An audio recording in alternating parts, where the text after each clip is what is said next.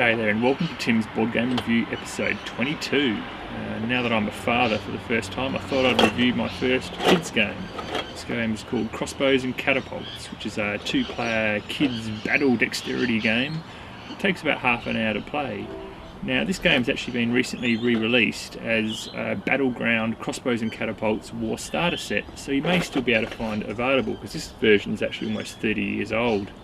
Now in the game you're using crossbows and catapults to fire battle carams at your opponent's defences to try and destroy their castle. So let's see what you get inside the box.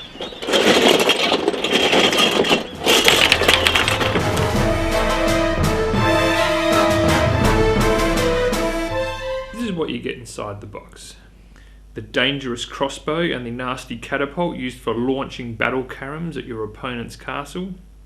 The battle carams in each player's colour, the warrior figures, flags used to mark territory and place on top of the castle, the courtyard square with the moat and the central treasure space, the castle which you're trying to prevent your opponent from knocking over, walls which are used for protection, a small rules booklet. This is what the game would look like set up ready to play.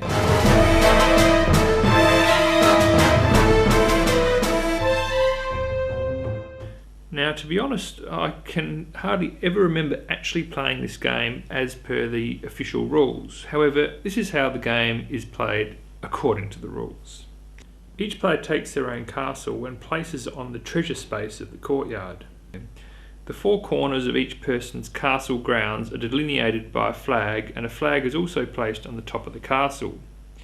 The walls are used to provide protection to your castle. Each player then takes turns using their crossbow or their catapult to fire a battle caram at their opponent's castle.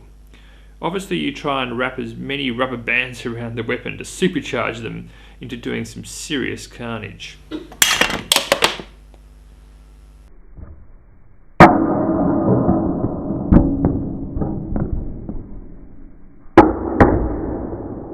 If one of your battle carams lands in play, it can be used as a starting point to launch another attack from in a later turn, provided it isn't captured by your opponent.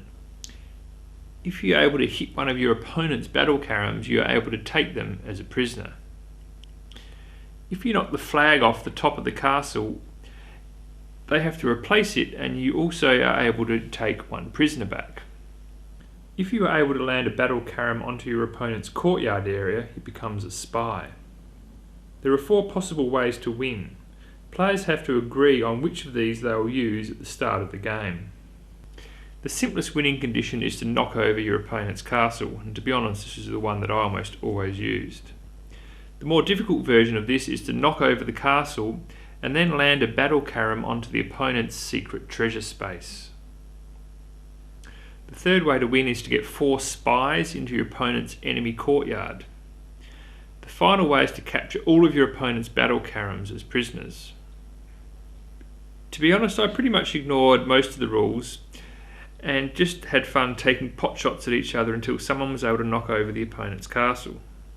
Another fun variant I used was that each player could use all of the pieces from both sides to set up a mega castle, and then players had to try and knock every man, flag, wall and castle over in fewer shots than their opponent.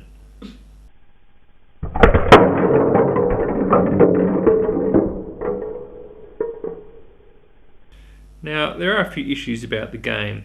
Firstly, you need a pretty large, open, smooth surface without too much clutter around it, as otherwise you'll always be hunting around for battle carams under couches and stuff.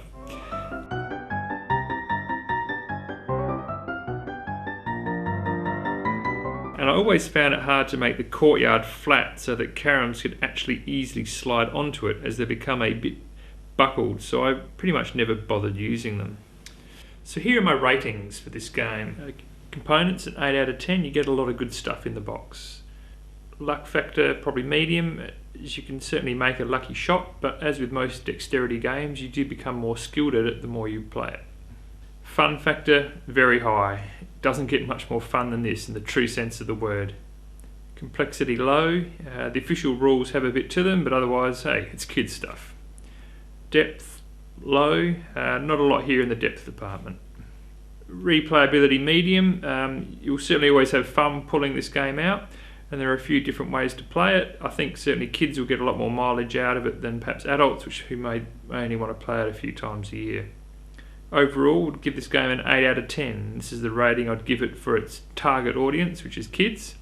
But hey, it could also be a good fun party game for adults as well. So I certainly highly recommend trying to pick up a copy of this, or its re-implemented version from about 5 years ago. It really is, the re-implemented version I believe is even an improvement on the base game, with better components and more streamlined gameplay. And look, hey, this game isn't a deep game, there's not much strategy in it, but hey, it makes up for that by being a blast to play. So until next time, see you later.